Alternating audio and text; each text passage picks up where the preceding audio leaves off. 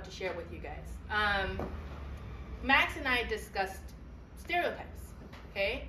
And basically, my stance is stereotypes obviously are there for a reason. People say, oh, you shouldn't stereotype, it's bad. But is it really? Like stereotypes, I heard somebody say to me once, stereotypes is like statistics. They exist because the examples are there, right? You would never be able to just stereotype something based off of nothing. All the stereotypes that we have exist for a reason.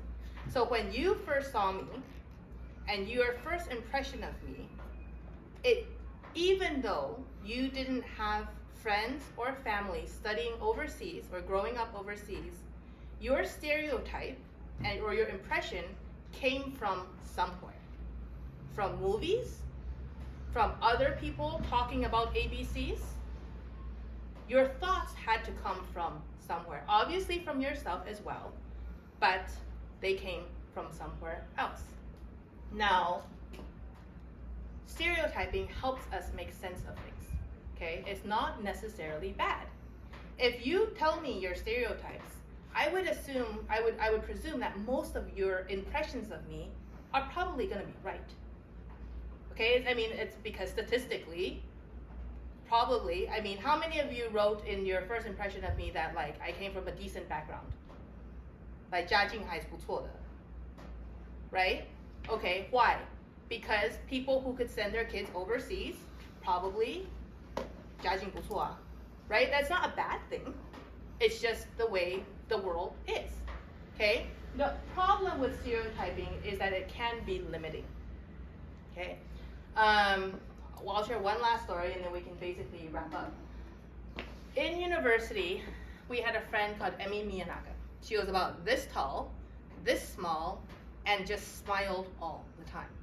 She was from Japan and she spoke very, very, very, very little English.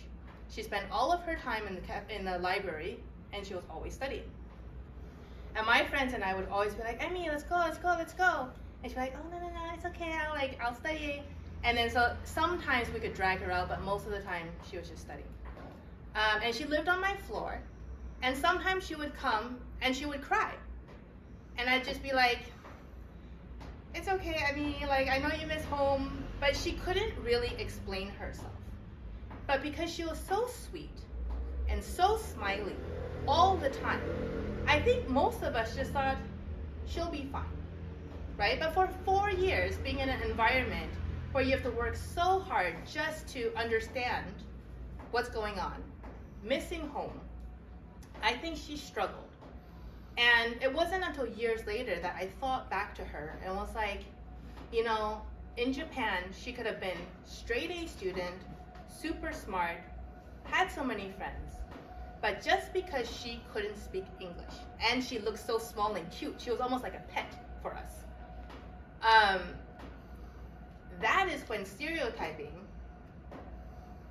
is dangerous. We didn't do anything bad to her, but we didn't really try to help her, right? And when I say we stereotyped her, it was just like, oh, because she's smiley, she seems fine. Or because she's, you know what I mean? Like, we just really didn't try to dig deeper. All this to say, I know that I have had a very privileged cross-cultural, multicultural experience, okay? Even though there are sometimes, you know, things that maybe people misunderstand me, that's not racism. It's just a misunderstanding of cultures. I really cannot think of any time that personally against me, somebody has made fun of me for being Taiwanese or American or anything, right? And that is also because in Taiwan, my background was a bit envied, right? People wanted their kids to be like me. However, like I said, I lack a lot of knowledge to this day about all these different, I hold 3 passports, but how much can I tell you about my countries? Not much, really not much, ask Max. Like constantly I'm coming to Max and be like, why is this, why is this, why is this, right? So I don't know if you know, so Max, Mark, and I have the podcast Taiwan Know Why, right? And that has really helped me kind of, as cliche as it sounds, kind of started to learn about Taiwan more. And one of the things that I'm proud of as a Taiwanese person is that I can speak Taiwanese. A lot of my peers, my age, who grew up in Taiwan, their Taiwanese is not great, and mine is okay. So it gives me kind of a sense of belonging, right? Like, even though my Chinese isn't great, I can speak Taiwanese. At least I feel a little bit like I can prove myself. Now with the podcast, that has helped me.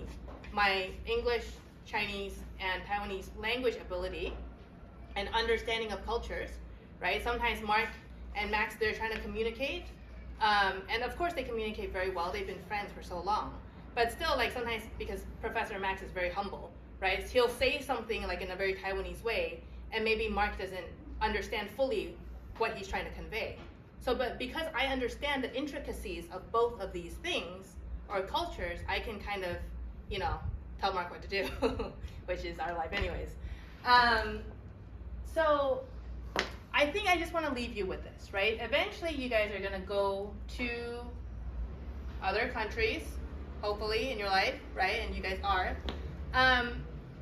There's a chance that you will be the only Taiwanese person somebody meets, right? Like, for example, when I first met Mark, I thought Canadians and Americans were 差不多, very similar, which drives him crazy, because now I know they are so different, right? But growing up at Morrison, all I kind of knew was America, Canada is just there, like, basically the same, right? Which is kind of like somebody meeting us and being like, oh, Chinese, Taiwanese, basically the same. Or Thai, Taiwanese, basically the same. So when you guys go to these cultures, you are representing Taiwan. So how much do you know about Taiwan? Okay, this is the mistake that I've made because I don't represent these countries very well. So when you were looking at me with that same kind of mentality, I would like you guys to think about yourselves. Being who you are in a Taiwanese environment, how do people view you? Versus how do you think that they would view you if you are studying abroad?